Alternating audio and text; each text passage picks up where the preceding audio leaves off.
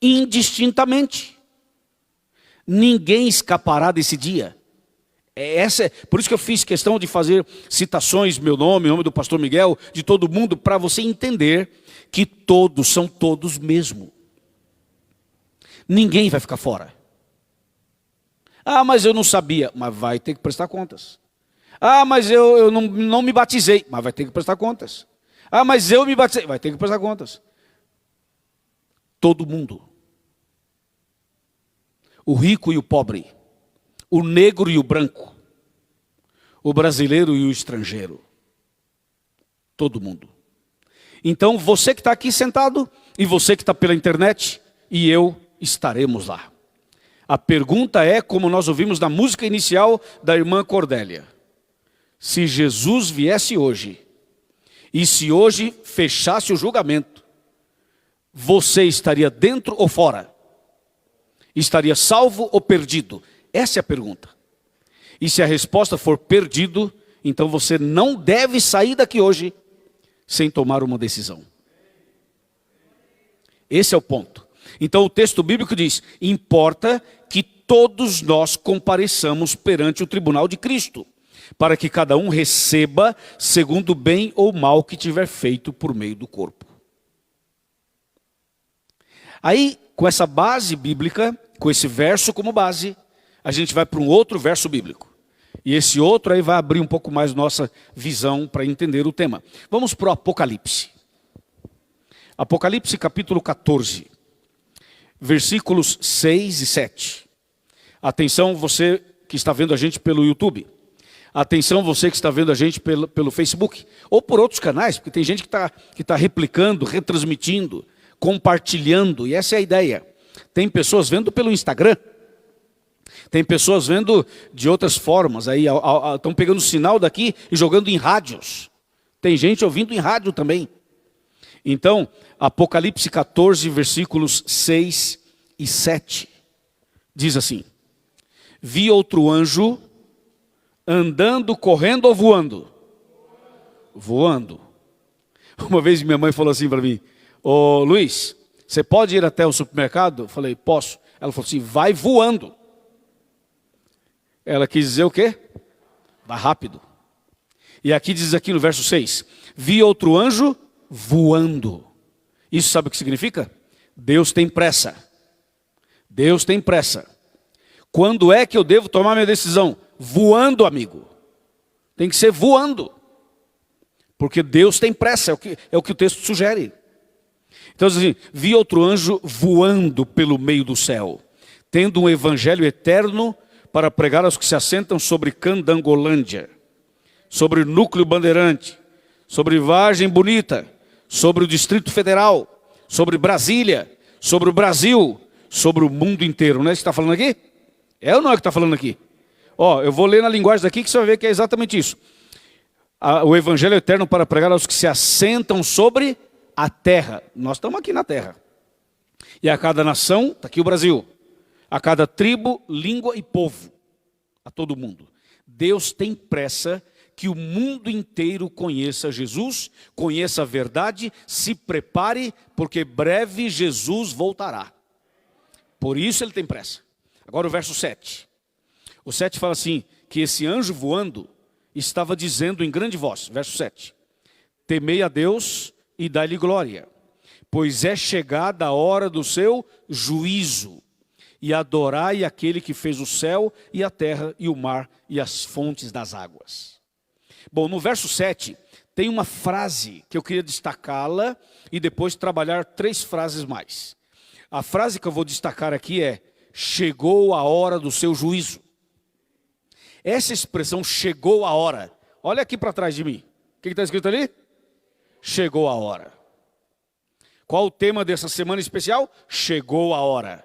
A hora de quê, de acordo com esse verso? Do seu juízo.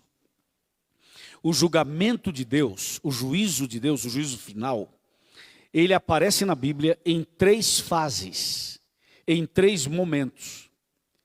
Tem um julgamento que está acontecendo agora, é a primeira fase.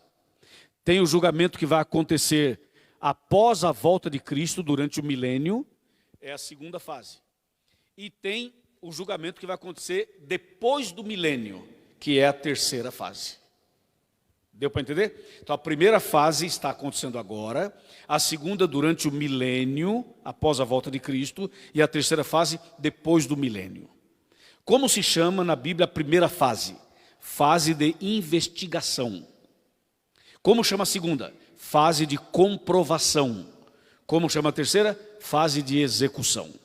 Essa sequência bíblica é o que acontece também no nosso sistema de julgamento aqui do Brasil e do mundo inteiro. Primeiro se investiga, depois se comprova e depois se executa. A sentença. Resumidamente, né? Claro. Então na Bíblia é assim também. Primeiro se investiga, depois se comprova e depois sentença final. Por exemplo, você acha que todo mundo que está na igreja é fiel? A gente não pode julgar ninguém, mas assim, biblicamente falando, todo mundo que está na igreja é fiel aos princípios que aprendeu? Resposta é não. Todo mundo serve a Deus por amor? Resposta é não. Tem os que servem a Deus por amor, tem os que servem a Deus por conveniência, tem os que servem a Deus por interesse, e tem várias coisas. Tem gente que procura Deus por outros motivos. Entendeu? E essa história aconteceu com Jó. Lembra da história de Jó?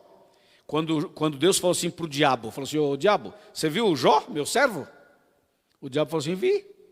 Aí Deus falou assim, você viu como ele é fiel? O diabo falou assim, está enganado. Sabe por que ele é fiel? Porque ele é abençoado. Você abençoou tanto ele, que aí é fácil ser fiel. Olha a acusação do diabo. E tem gente que só é fiel porque é abençoado mesmo, sabia? Não é o caso de Jó. Mas tem gente que é assim. Por exemplo, nós vamos sair daqui hoje, voltar para casa. Você tem uma casa, você tem uma cama, você tem um chuveiro para tomar um banho, é ou não é? Você tem um carro. Você tem uma certa condição para você sair daqui e voltar para casa tranquilo. E se você saísse daqui e não tivesse para onde ir? Será que você e eu seríamos fiéis? Esse é o detalhe. E se a gente perder tudo, a gente vai continuar fiel? Ou vamos abandonar a fé? Então, por isso que a primeira fase do juízo é uma fase de investigação, para saber quem é fiel por amor e quem é fiel por interesse. E essa foi a acusação do diabo na história de Jó. Deus falou assim, está vendo Jó, meu servo fiel, esse é fiel. O diabo falou assim, também o camarada é rico, é um dos mais ricos do Oriente, aí é fácil ser fiel. O diabo então propôs a Deus que tirasse toda a riqueza de Jó. Deus falou assim, eu não vou tirar porque eu não tiro as bênçãos que eu dou, mas eu autorizo você a ir lá e tirar toda a riqueza dele. O diabo foi lá e acabou com tudo que Jó tinha. E Jó permaneceu o quê? Fiel. Aí Deus chamou o diabo e falou assim, viu aí, diabo? Você tirou tudo que ele tinha, perdeu tudo, o camarada está pobre. E até os filhos morreram e todo mundo lá está com problema. E ele está fiel, você viu como ele está fiel? Sabe o que o diabo falou? Claro que está fiel. Ele tem saúde. Tem saúde aí, saudável. Aí é fácil ser fiel. Olha que jogo baixo, que golpe baixo. E Deus falou assim, você está enganado. Eu permito você tocar na saúde dele. E o diabo tocou no corpo de Jó. E Jó ficou doente, da cabeça aos pés.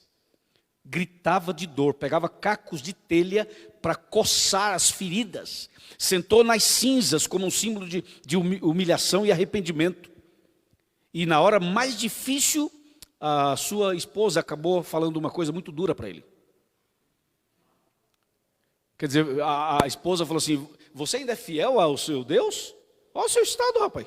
Tu perdeu tudo, perdeu a empresa, perdeu os filhos, perdeu os negócios, perdeu tudo. E você ainda é fiel a esse Deus? Olha o seu estado miserável. Eu te sugiro, te aconselho o seguinte, amaldiçoa seu Deus e morre. Quando ela falou isso, não era ela que estava falando. Era coisa ruim. Sabe o que Jó falou? O Senhor me deu, o Senhor tomou. Bendito seja o nome do Senhor. Nu nasci e nu voltarei. Eu saí do ventre da minha mãe sem nada e vou morrer e não vou levar nada. Olha que visão tem o camarada. Então, gente, eu sei que isso é muito difícil. Mas uma coisa eu vou dizer a vocês. Aconteça o que acontecer. Você pode perder o emprego.